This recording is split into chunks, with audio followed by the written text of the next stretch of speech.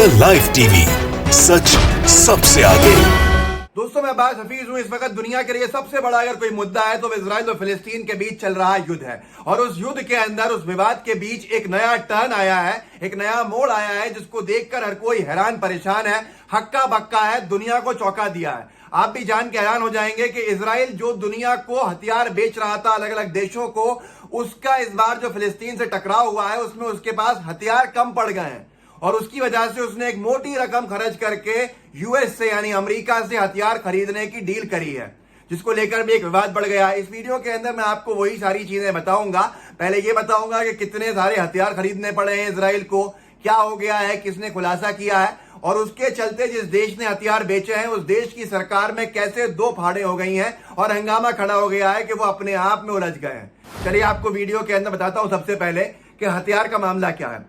Israel जो लड़ाई लड़ रहा है फिलिस्तीन से, फिलिस्तीन के अंदर बमबारी कर रहा है और बहुत सी चीजें ऐसी हैं, उसको पहले से ही आर्थिक नुकसान हो रहा था। इस बार फिलिस्तीन ने उसको भारी टक्कर दी है।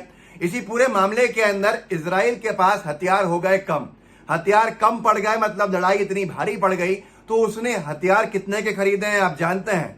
$735 मिलियन के हथियार इजराइल को खरीदने पड़े हैं। पहले ही वो नुकसान उठा रहा था आर्थिक, और अब ये नया नुकसान इजराइल के लिए है सामने। किससे खरीदे हैं? अमेरिका से खरीदे हैं। जो बाइडेन की सरकार ने डील करी है, जिसको लेकर उनकी सरकार में दो फाड़ें हो गई हैं। दो फाड़ें कैसे हुई हैं वो आगे बताऊंगा, पहले ये वीडियो देख लीजिए। लंदन में इस हथियार की डील को लेकर प्रोटेस्ट हुआ। लो की एक आर्टिस्ट है, बड़े मशहूर वहां के रैपर हैं, सिंगर हैं, जो भी हैं, उन्होंने एड्रेस करते हुए वहां पर बताया कि जो इस वक्त अमेरिका जो काम कर रहा है वो युद्ध बढ़ाने के काम कर रहा है। जहां पूरी दुनिया एक तरफ सीज फायर की बातें कर रही है, दोनों देशों के बीच में सुलह कराने की बात कर रही है, अमेरिका ने इस वक्त सुलह कराने के बजाय इजराइल को हथियार देने की बात करके, डील करके वहां पर और मौतें बढ़ाने का काम कर दिया, जिससे उसकी कड़ी निंदा हो रही है जो बाइडेन की खास तौर पर। ये सुन लीजिए, अंग्रेजी के अंदर है। लोकी ने जो स्टेटमेंट दिया है, वहां भाषण, जो प्रोटेस्ट चल रहा है बहुत लंबा लंदन के अंदर, थोड़ा सा सुन लीजिए, फिर मैं बता देता हूं कि क्या कहा इन्होंने। सुनिए। We have seen the call responded to by dock workers in Italy. They have refused to load weapons due for Israel onto ships to use against Palestinians. I am calling to all of the unions in this country. The dock workers refuse to load the weapons. I am calling to the people that work in the factories. You have 10 different sites for Elbit Systems. तो यहां पर ये पूरा का पूरा जो हंगामा है लंदन के अंदर, वो हथियारों की डील के ऊपर है कि एक तरफ इजराइल कमजोर पड़ गया, जिसको लेकर उसके हथियार कम पड़ गया, और अमेरिका ने दिया। तो लोग इसमें कह रहे हैं कि ये गलत है। इजराइल को जो साथ दिया है जो बाइडेन ने, इससे बहुत लोगों की जो भावनाएं हैं वो नुकसान, उनको हर्ट हुआ है, और उनको उम्मीद नहीं थी कि इस तरह का काम डेमोक्रेट्स करेंगे। वहां की जो पार्टी सत्ता के अंदर आई है, उनको तो मिसाल लेनी चाहिए थी जो इटली के शहरों ने, के कर्मचारियों ने वहां पर किया, जिन्होंने मना कर दिया कि हम हथियार नहीं भेजेंगे, हम हथियार लेके नहीं जाएंगे, जो कर्मचारी पोर्ट्स पे काम करते थे। यही सारी की सारी चीजें लोकी वहां बता रहे हैं। अब आगे जो मैं आपसे कह रहा था कि पूरा का पूरा हंगामा जो खड़ा हो गया है अमेरिका के अंदर, यूएस कांग्रेस जो है वो दो फाड़ के अंदर बटी हुई है, और एक जो हिस्सा है, बड़ा हिस्सा, उसका कहना यह है कि इस तरह से आपने गलत किया। इजराइल जो हत्याएं कर रहा है वहां बच्चों की, आप उनको हथियार बेचोगे। तो ये देखिए, वॉशिंगटन पोस्ट ने लिखा है, अंग्रेजी की हेडलाइन है, power up, Biden administration approves $735 million weapon sale to Israel, raising red flags for some House Democrats. मतलब विवाद की स्थिति पैदा कर दी है अपनी ही पार्टी में जो बाइडेन की सरकार ने, जिस तरह से ये $735 मिलियन की डील करी। और वॉल स्ट्रीट जर्नल ने भी यही लिखा है कि डेमोक्रेटिक जो पार्टी है वो दो हिस्सों के अंदर बटी हुई है और प्रेशर डाल रही है बिडेन की सरकार के ऊपर कि ये मत कीजिए। और अब न्यूज के अंदर भी आया कि Biden faces criticism from Democrats over Israel.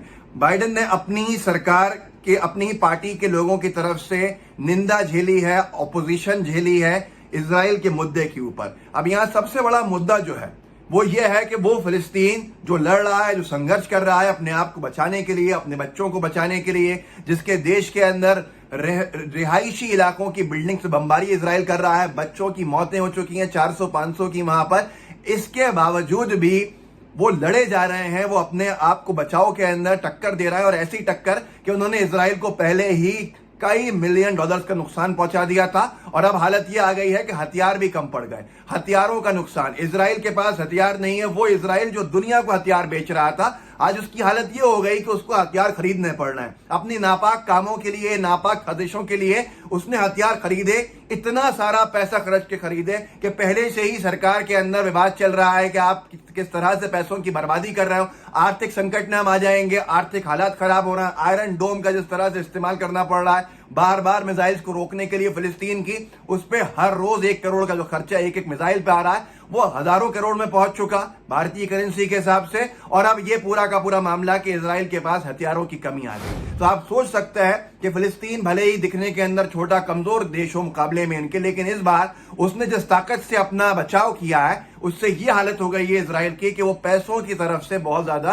परेशान हो गया है। और अब उसको इतनी बड़ी डील करनी पड़ी है हथियारों की, जहां एक तरफ वो हथियार बेच रहा था वो हथियार खरीदने में मजबूर हो गया। इसको लेकर हंगामा है और पूरा का पूरा मामला ऐसा लग रहा है कि जो बाइडेन भी आगे मदद नहीं कर पाएंगे क्योंकि जो उनकी सरकार है उसके अंदर ही विवाद चल रहा है। विवाद यह है इतना बढ़ता जा रहा है कि प्रेशर जो बाइडेन के ऊपर जबरदस्त डला हुआ है। यहां पर अनभक्तों की प्रजाति परेशान है। आपने देख ही लिया कि भारत ने जो यूनाइटेड नेशंस के अंदर पक्ष रखा, उन्होंने ओनली पैलेस्टीनियन कॉज का पक्ष रखा कि हम फिलिस्तीन के सपोर्ट के अंदर हैं, हम वहां पे निंदा करते हैं सारी की सारी चीजें। और भारत खड़ा हुआ है फिलिस्तीन के इस मुद्दे के साथ। हम चाहते हैं दोनों देशों के बीच में सुलह हो, सीज फायर हो, ये सारी की सारी चीजें। वहीं पर जो बाइडेन जो है वो परेशान हो चुके हैं क्योंकि उनका एक बड़ा समर्थन जो था वो सेक्युलर लोगों का था, इंसाफ पसंद लोगों का था। और ऐसे हालात के अंदर इजराइल को इतनी बड़ी मात्रा के अंदर, संख्या के अंदर हथियारों का देना जो है वो उनके लिए भारी पड़ गया। इस वीडियो के अंदर आपको 2 चीजें बताई हैं मैंने जिसको आगे बढ़ाना है। पहली चीज यह है कि फिलिस्तीनियों ने धूल चटा दी है इजराइल को कि इतना बड़ा संघर्ष किया है, ऐसा अपने बचाव के अंदर टक्कर दी है कि हथियार बेचने वाले देश के पास ही हथियार नहीं है, उसको दूसरे देश से खरीदने पड़ना है। और जिस देश ने बेचने की हिम्मत करी है उस देश की सरकार के ऊपर, अमेरिका की सरकार के अंदर 2 फाड़ हो गई हैं कि जो बाइडेन पे प्रेशर डाला जा रहा है कि अब आप ये नहीं करेंगे।